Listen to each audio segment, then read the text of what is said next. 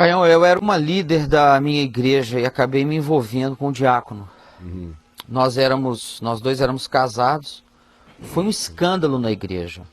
Nós dois nos separamos dos nossos maridos, né, cônjuges, e agora entramos em um relacionamento. Uhum. Nós nos arrependemos do nosso pecado, Caio. Mas Uhum. nós nos amamos e gostaríamos de ficar juntos. Uhum. Você acha que precisamos amputarmos um ao outro da nossa vida porque causou mal aos nossos irmãos? Nosso sentimento um pelo outro hoje é muito verdadeiro e queremos agradar a Deus, mas não sabemos se estamos errados em continuar juntos. Olha só, eu falei aqui enquanto eu pregava na devocional sobre o tema de hoje, que é escândalo, que a igreja não tem o direito de se escandalizar. A igreja tinha que estar para além de todo escândalo. Essa igreja que se escandaliza é uma igreja de fariseus, de hipócritas, de casca grossa, que parece que quer fazer supressão da realidade, das possibilidades da fraqueza humana no mundo e na vida. Essa igreja é nojenta. Essa igreja que diz, ai meu Deus, o fulano pegou esse cano. Ah! Não é escândalo, é fofoca. Não é escândalo. O que aconteceu lá foi a exacerbação das invejas pelo pecado do próximo. Na maioria das vezes, o que a igreja faz é transformar em escândalo, no sentido da candinha fofocal, comunitária, eclesiástica, a inveja que os indivíduos têm do pecado dos outros.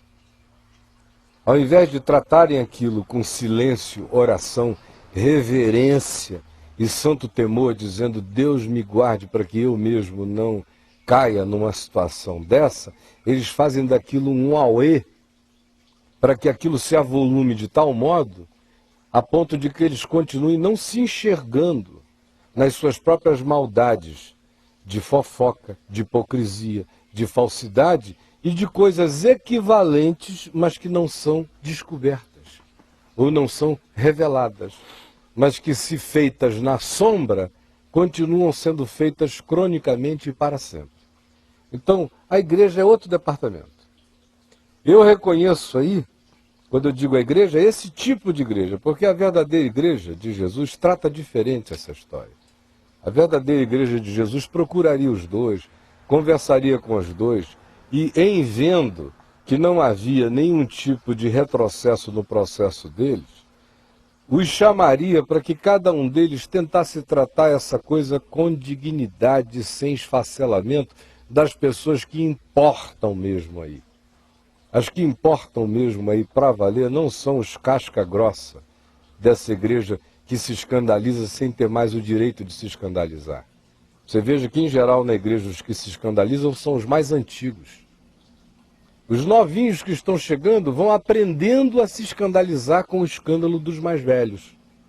Porque os novinhos chegam, que pena que o diácono tal cometeu esse erro com a líder dos jovens ou do louvor, que pena. Mas você chegasse num lugar dele e você dizer, poxa, não foi legal. Não foi só isso que você ia dizer. Você ia ficar chocado? Você ia transformar isso numa conversa, onde você fosse, você falando? Não, você já viveu demais para saber que a natureza humana é a natureza humana. Agora, os chamados maduros e mais velhos da comunidade são os que alimentam essa doença. Por isso, o escândalo que eles dizem que sofrem não é o escândalo que o Evangelho define como escândalo. O escândalo, nesse caso, são eles escandalizarem-se dessa coisa como se o mundo tivesse acabado por causa disso. E banindo e excluindo e perversificando a vida desses dois seres humanos como se eles fossem irrecuperáveis na existência. Esse é o escândalo. Agora, o que diz respeito, de fato, ao que esse casal fez, as pessoas que sofreram genuína e legitimamente por isso e que devem ser tratadas são os familiares deles. Sim. É o marido dela, é a esposa dele e os filhos que ambos eventualmente tenham nas suas conjugalidades anteriores. São esses aí que precisam ser tratados. Erraram totalmente. Pecaram completamente. Se um processo desse se deflagra em alguém, o caminho do Evangelho, jamais reconhecendo que essa seja nenhuma situação normal, nem sadia, nem natural, nem desejável sob hipótese nenhuma, mas dos males o menor, na propositura do Evangelho, seria, olha, verdade e sinceridade. Se um homem se apaixona por uma mulher casada e uma mulher casada se apaixona por um homem casado e começa a se desenvolver dali alguma forma de amor, o que você tem que fazer? Pegar a mulher casada e comer no motel? Pegar o homem casado e gozar sobre ele em algum lugar escuro? Até que ninguém aguente mais e tudo exploda? Não. É chegar para o cônjuge e dizer, olha, eu não tenho condição de continuar casada ou eu não tenho condição de continuar casado. Se separarem com dignidade e depois, mesmo reconhecendo que é uma escolha absolutamente horrorosa fazer uma coisa dessa, Sim. unirem-se numa perspectiva digna. Em geral, não é o que acontece. E em geral não é o que acontece pela seguinte razão. Porque o medo do que a igreja vai fazer de auê, do que ela vai sapatear em cima da situação revelada, é um pânico maior do que a viabilidade da solução. Por mais dramática e doída que seja a solução da verdade, o medo do choque e do circo que se produzirá em cima disso é tão grande que as pessoas preferem viver na disfarçatez, na hipocrisia, na sombra de dizer vamos empurrar com a barriga o que a gente sente um pelo outro até ver onde vai dar. Se a igreja não fosse esse bicho de escândalos, essa hidra de escândalos e de fofoca, de cabeças falantes e fofocadas e fofocantes, o caminho muito mais natural era procurar, inclusive o pastor, se não fosse um denunciador de almas, ao invés de ser um pastor de almas e homens e mulheres, dizer está acontecendo isso conosco, e se ele tivesse coração e bom senso, em verificando a irreversibilidade daquele estado, ele mesmo aconselharia cada um a procurar o seu cônjuge no silêncio, na discrição, na tranquilidade, se é que é possível chamar de tranquilidade qualquer coisa relacionada a tal processo, mas a dizer resolvam isto primeiro com eles na verdade e em sinceridade. E ele mesmo acompanharia ambos os cônjuges feridos, para não permitir que isso virasse um choque anafilático. Um banzé, de natureza nenhuma. Mas não é assim.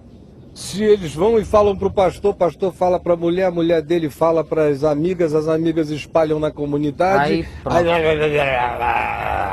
não se fala em outra coisa. É uma masturbação em cima do pecado do outro que funciona no inconsciente da igreja como uma espécie de filme pornográfico. Nossa. Em que o cara fica se masturbando enquanto grita palavras de maldição sobre o outro. É ambivalente o sentimento que toma conta dessa igreja adoecida e ensinada pelos pastores da hipocrisia. Então, falando deles agora, a situação está feita, o mal foi realizado àqueles que se deveria poupar, a saber, o marido dela, a esposa dele e aos correspondentes, ou seja, aos filhos.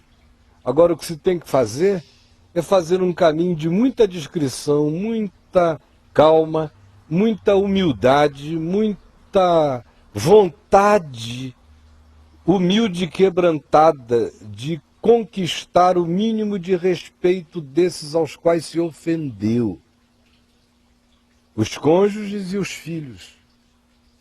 Porque numa hora dessa, o cônjuge adulto sofre muito.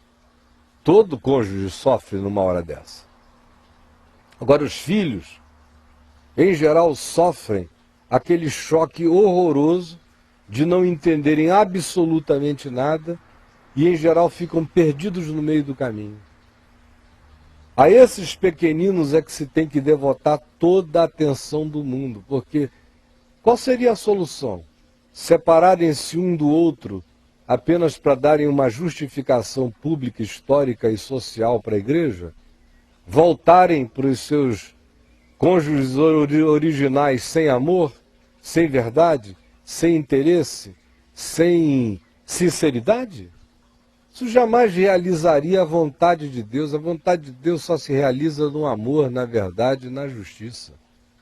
Sem amor, verdade, justiça e sinceridade, qualquer ato dessa natureza é só legalista e cartorial, não produz a justiça do reino de Deus, não efetiva vida, nem saúde, nem sanidade, não traz cura para ninguém, apenas dá uma satisfação eclesiástica e comunitária para um público de fariseus, abutrianos, hipócritas e falsos, somente isso.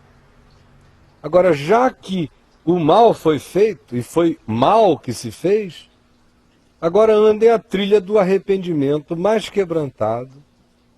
Há de haver o coração humilde para reconhecer esse pecado, não apenas um com o outro, diante de Deus, mas procurarem os seus cônjuges respectivamente e dizerem: nós pecamos, e pecamos mesmo, cada um a seu turno com aquele contra quem pecou de fato. A mulher procure o ex-marido, o marido procure a ex-esposa. Ela não vai aceitar pedidos de perdão assim, com facilidade, sendo ela ou ele pessoas educadas no legalismo da igreja, mas você vai fazendo, um dia depois do outro, um dia depois do outro. Não exibam a nova relação, não se tornem indiscretos em relação a isso, não imponham ninguém da nova relação para os filhos. Entendam o trauma que os filhos sofreram, não façam imposição disso, dizendo: é assim que é comigo e vocês que aceitem. Não, isso vai demorar bastante. E cada parte vai ter que se recolher à sua insignificância de não pertencer ao relacionamento histórico do outro cônjuge, a não se meter, a não interferir, a não demandar, a não cobrar ser uma parte ativa, virar papai, mamãe dessa nova relação, porque admitir isso ou pretender isso é loucura e é pisar mais ainda na alma de quem já está quebrado e é panicar os ex-cônjuges feridos e magoados, de modo que esse é um caminho que tem que ser feito com a delicadeza de um cirurgião. Cada movimento tem que ser milimétrico, em muita humildade, graça, sabedoria, precisão e quebrantamento, já que a coisa aconteceu como aconteceu. Infelizmente, mas foi assim que aconteceu. E a única saída é agora muita paciência, quebrantamento, humildade, discrição e sobriedade. E por último, não adianta querer ficar fazendo parte desse grupo, dessa igreja, porque vai ser um voltar como carne para o circo dos vampiros bebedores de sangue. Vão congregar-se num outro lugar com tranquilidade que lhes seja possível, porque o caminho dessa nova conjugalidade vai demandar de vocês muito tempo andando em humilhações que precisam ser recebidas com humildade, com paciência e com dignidade, já que o que aconteceu, aconteceu de maneira avessa à sabedoria do que se poderia propor para evitar dos males o maior, e para que, em não sendo possível que fosse de outra forma, produzir do que fosse mal o menor. Mas já aconteceu dos males o maior. Provocado, eu digo e repito, por esse clima de proibição escandalosa que a igreja faz daquilo que é pecado, mas que se torna um pecado com um agravo extremamente maior e destruidor de conscienciazinhas menores em outros lugares por causa dessa câmara de ecos contínuos que a igreja adoecida produz e que pastores insensatos provocam. Então essa é a minha palavra a vocês. Se existe amor genuíno entre vocês, eu lamento que o início tenha sido tão caótico como foi, de todo o coração. E aí, Bruno? Ô Caio, foi exatamente